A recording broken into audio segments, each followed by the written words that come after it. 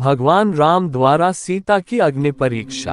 युद्ध समाप्त हो गया, रावण मारा गया और सीता को बचाया गया। जब सीता वापस लौटी और श्री रामचंद्र से मिली तो उन्होंने उनसे अपनी पवित्रता साबित करने के लिए अग्नि परीक्षा लेने को कहा ताकि उनकी पवित्रता पर कोई संदेह न रहे और आसपास की अफवाहें बंद हो जाएं। ये रस्म कई लोगों की मौजूदगी में की गई।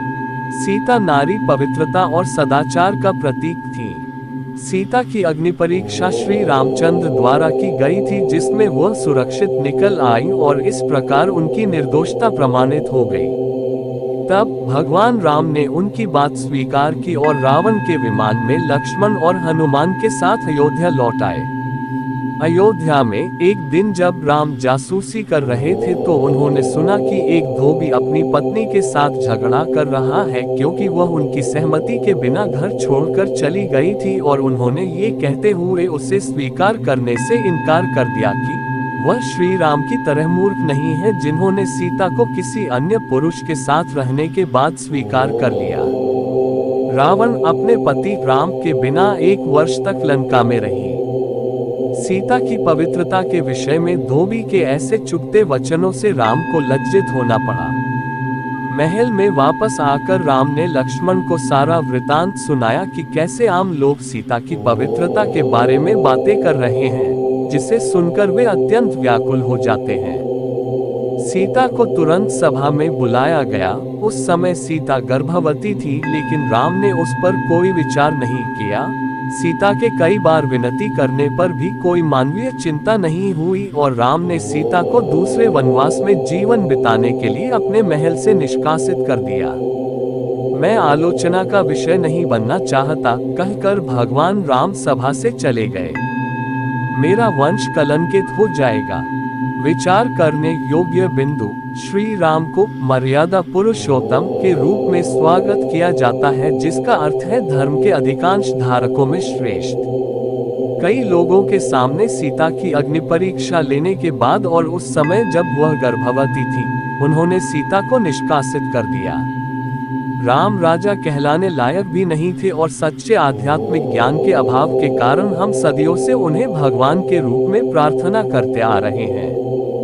यदि वह अपने निर्णय पर दृढ़ नहीं रह सके तो अग्नि परीक्षा के नाटक की क्या आवश्यकता थी। ये तथाकथित मर्यादा पुरुषोत्तम श्री राम का अत्यंत शर्मनाक कृत्य था।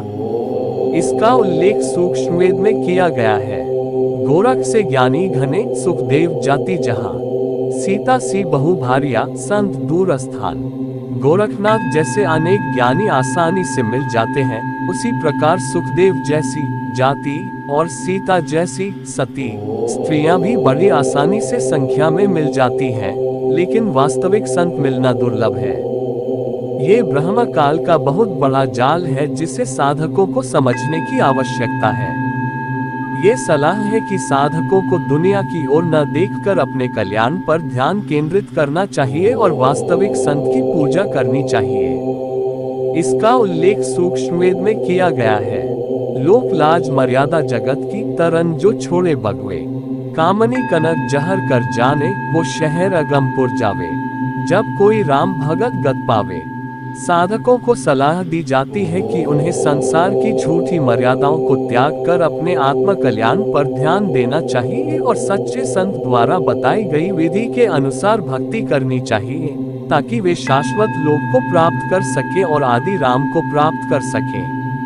इसका उल्लेख सूक्ष्म वेद में किया गया है। राम नाम जपते रहो जब तक घट में प्राण, कभी तो प्रतीकात्मक के सागौन युक्रेनी कान। केवल एक सच्चा संत ही आत्माओं को ऐसे दर्द से बाहर निकालने में मदद कर सकता है। असली संत यानी सद्गुरु मोक्ष प्राप्ति के लिए भक्ति का सच्चा तरीका बताते हैं। इसलिए इस विश्वास के साथ आदि राम की पूजा करते रहें कि एक दिन वह निश्चित रूप से आशीर्वाद देंगे और अपने प्रिय भक्त की आत्मा को मुक्ति दिलाएंगे और सतलोक ले जाएंगे।